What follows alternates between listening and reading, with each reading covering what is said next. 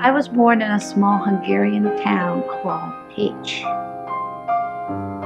My parents were not formally trained musicians, but they were very music-minded. My mom would own all these recordings by Beethoven, different orchestras playing his symphonies. She was able to listen to it and tell the difference between which orchestra was playing and who was conducting. So I'm pretty sure she had perfect pitch, and we would just be listening to these recordings day in and day out. Mostly Beethoven, but other classical musicians. My dad loved jazz. He had many recordings by Ella Fitzgerald, some by Earl Gardner, all these old vinyl records. So we'd be listening to those quite a bit. But it wasn't until I was in first grade when I started showing interest in music. So my parents decided to invest in a piano. All the pianos that I have seen were these beautiful black pianos with a shiny finish and with the white keys, and I was anxious to be able to play one. So when my parents finally presented me with my first piano, I was very disappointed because the piano keys were old, and you see they were yellow, and I wanted the white piano keys. Nonetheless, I started taking piano lessons and I started playing, and like most people, I took classical piano. I studied Bartók, Bach, Beethoven, and just all the big classicals. So I played a lot of classical music, and I did little concerts, little recitals, like most children do, and my mother would attend all of them. But then one day, when I was 12 years old, my mother passed away unexpectedly. So I lost a huge influence in my life. She and I were very, very close. She attended all of my piano recitals, and after that, I was just this big empty space.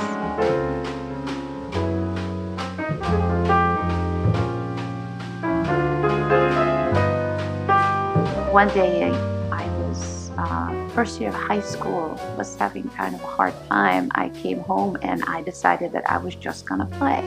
I was just gonna play whatever music comes to mind. And so I started playing songs from musicals, TV shows, anything I could think of, and I started improvising. It just so happens that my dad came home at night hearing me play the piano, and he just dashed right in and he said, "Look, I think you found your calling. I think this is what you're going to be doing for the rest of your life." That was kind of scary, but in hindsight, he was absolutely right. I started playing more contemporary music, and then I fell in love with jazz, and have been playing it ever since.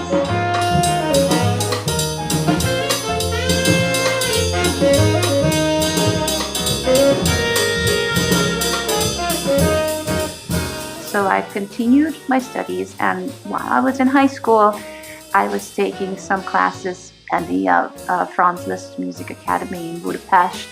They had a small jazz department, and I would go and audit classes there, and sometimes had the privilege of playing with those cool guys in the band. I remember my very first band play. It was Duke Ellington's Satin Doll. That was the very first time I played with a bass player and the drummer. One of our big requests called Satin Doll.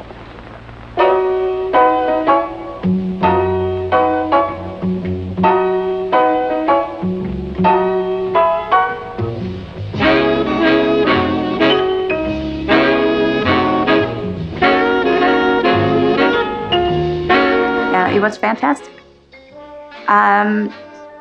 I knew that if I was going to study jazz music, eventually I'm going to end up in America, this being the birthplace of jazz. And so I auditioned at the end of my high school year and won a scholarship to Berklee College of Music. At the same time, I had my very first radio appearance at the National Radio of Hungary, Budapest, which was very intimidating because not only was I the youngest, but I was the only female player in the entire show. But I think that gave me enough courage and experience to audition for Berklee, and I've made it. At Berklee, I studied jazz, and I continued to perform, but my major was film scoring. I always loved movies, and I felt that jazz is really just one way of expressing all the emotions that I wanted to express. So I was really happy, and I was and overwhelmed by all the different styles of music that I was exposed to, including mixing live music with digital music in the studio and trying to match it with visuals, with the visual art. In the summer of 2000 is when I finally got my degree in film scoring from Berklee, and that was also the time when my dad passed away. And he has never watched me perform live. Not even as a child, but not as an adult. Also, he has never come to the United States to watch any of my live performances, which haunts me till this day.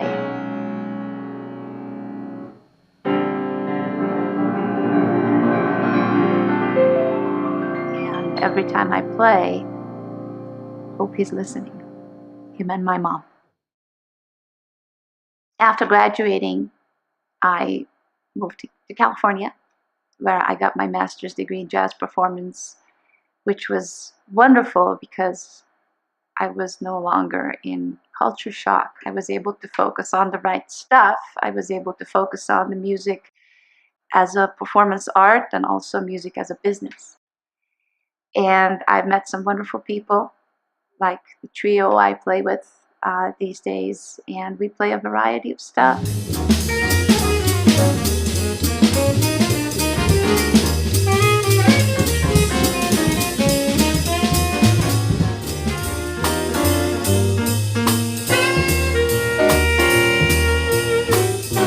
My name's Norm Murphy. I book and manage the jazz program here at Northern Spirits for the owner, Natia. We've been in business in this club for about 3 years, and I'm kind of proud of what we've done.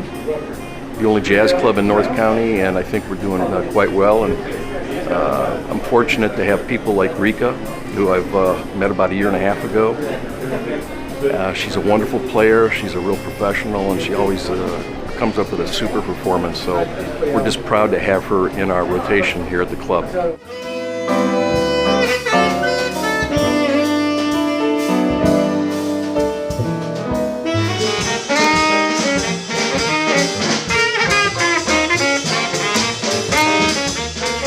Hi, my name is Ron Denifu. I'm a jazz host at Jazz 88.3 right here in San Diego, and found this unique place in northern, at the North County, what we call here in San Diego. It's up here in San Marcos. It's about 35 miles from the city. But nonetheless, what I found here was great jazz talent that comes through here. And one of the persons that I've met and listened to a number of times here at this club is Reka. And Reka's a very great player. She comes from Hungary originally, and she came to this country in the 90s, went to Berklee School of Music and graduated from there, and she knows real good jazz compositions, and she's just an exciting player to hear. And I would invite all of you to come whenever you can get up this way to hear Reka play the piano.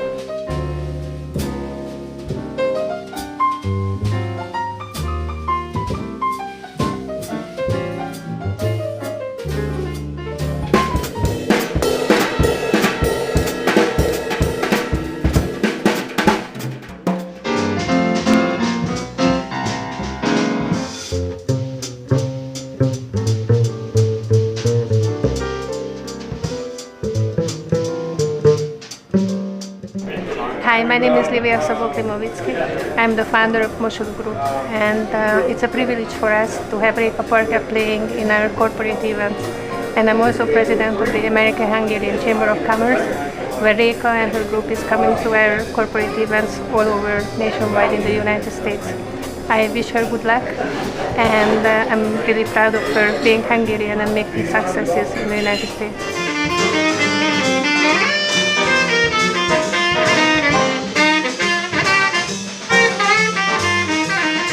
I don't look at music as either strictly jazz, classical, pop, rock. To me, that's music that moves you one way or another, or music that doesn't. And so when I play, it's really about that connection. It's about that connection with your audience, and depending on who the audience is, what the venue is, and what the general emotion is, that's what's going to make the successful performance. It's not just about the audio, it's about the visual, it's about the emotions, and it's about the connection. So what I really want is I want the people to be part of the performance, and after we're done playing, I want them to leave feeling better, just emotionally more enriched, happier. I just want them to have a peak experience.